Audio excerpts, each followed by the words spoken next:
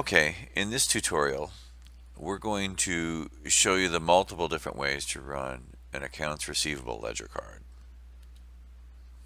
So first, we want to key in number 1 from the master menu and be an accounts receivable. And then the ledger card is done through number 15. And one thing I want to point out, whatever's in receivables is in payables, and they're both the same program, pretty much, with a few exceptions.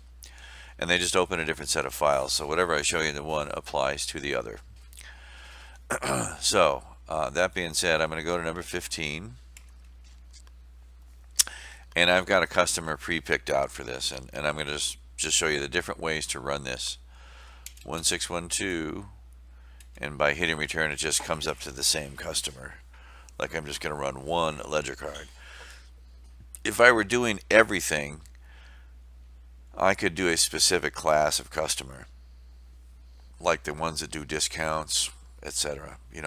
However you code it in the customer master, you're breaking it down that way. It's field number 12 in the customer master.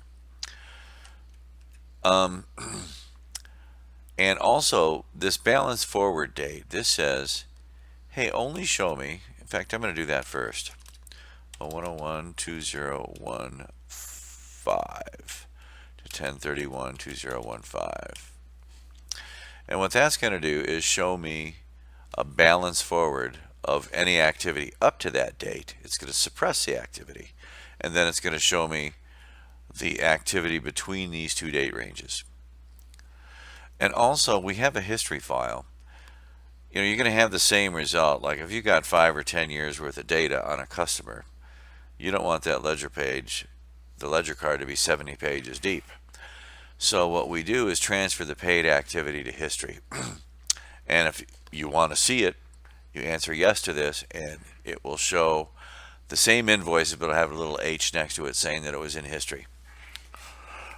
But for now, I'm just going to hit return and keep it simple. I'm going to hit return all the way down, which says show me all activity, paid or non-paid, within this date range.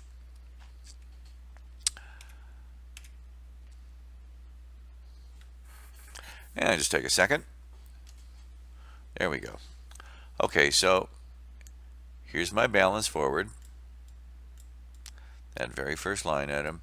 So up to that point we have a credit balance of 227.01.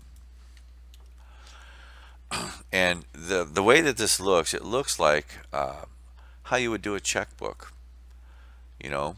When everything's fully paid off, the running balance is 0.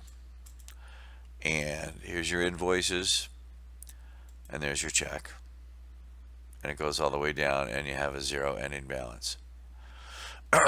We also, I'm going to run this again, but this time I'm going to show all the activity. I'm going to leave that PDF in case we need to come back to it.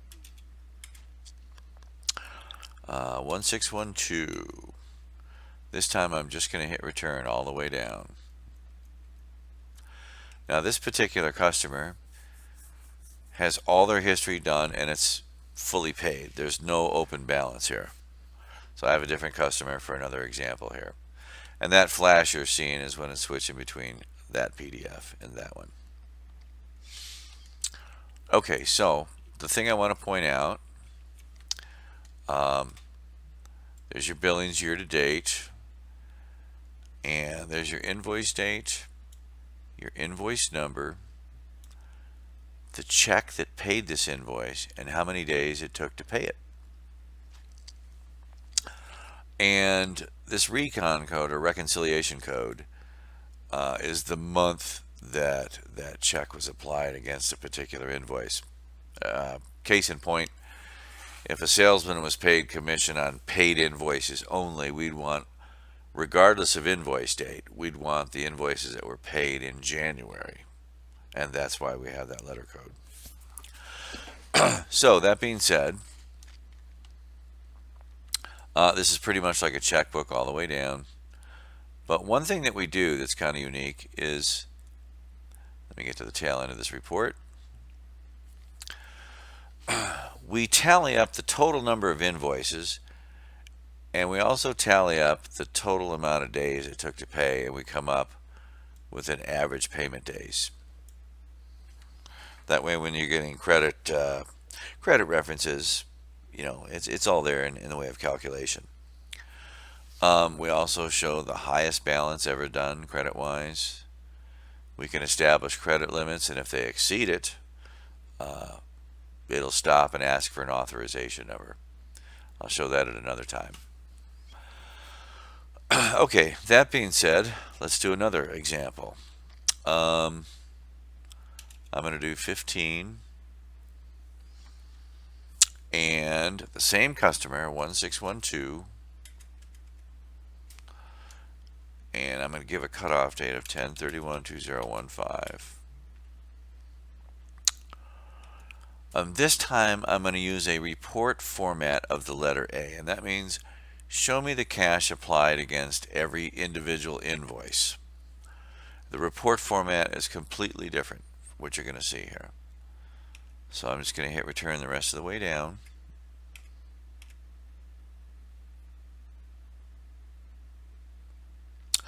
And that'll just take a second. There we go. So now what you're seeing, we suppress the checks unless they're unapplied.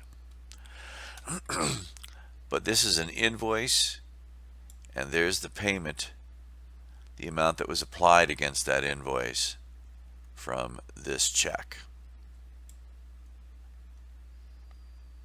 So there's no longer a running balance.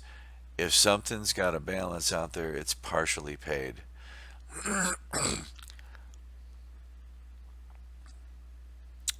So I'm looking for one. I know we have a multiple payment here. There we go. Okay, so here's an example where the original invoice was $370. The customer sent a check only paying $264. And the accounts receivable department said, "Oh no, you short paid us $106." So then the customer sent a second check to pay the remaining balance. And that's what the applied method shows.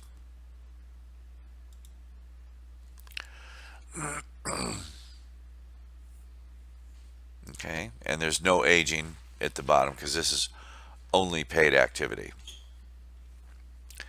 Okay. One other method I want to show you. We'll go to number 15, same customer, and 10/31/2015. And this time I'm going to say show me the general ledger allocation on every invoice. And so what it's going to do is a completely different format. It's going to compress the screen tighter. And just give it a second. There we go. Okay, so here's that same customer. And it looks like these invoices are all over-the-counter sales. And then here's your checks that hit your business bank. Okay, now these are invoices that were done in the shop. So you see in the invoice, $450 was labor, service parts, shop supplies, and a disposal fee.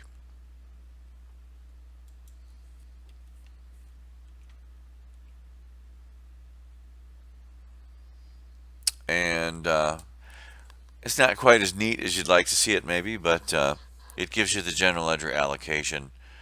And these are the kind of things like in accounts payable especially you'd be looking for at month end, just to make sure like a particular vendor has all the same GL code like a utility, but if something was not coded correctly, it's going to stand out like a sore thumb.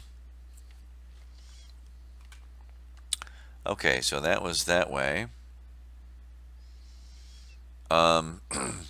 Okay, now I'm going to show you a different customer,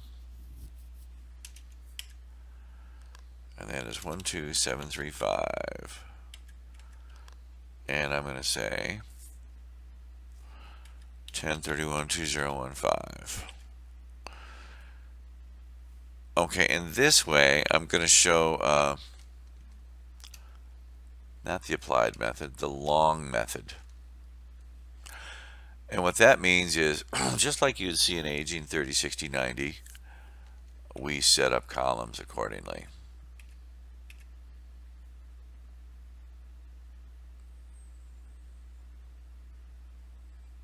Give it a sec.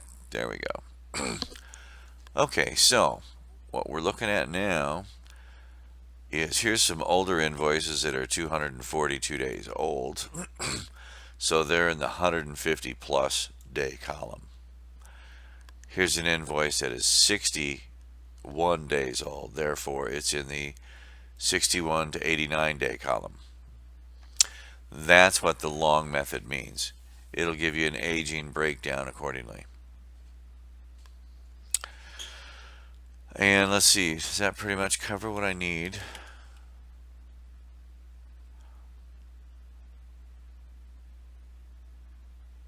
Oh, one last deal. Let's do 12735. Actually, let's do my other customer here. 1612, 1612. I'm going to say, yes, show me history.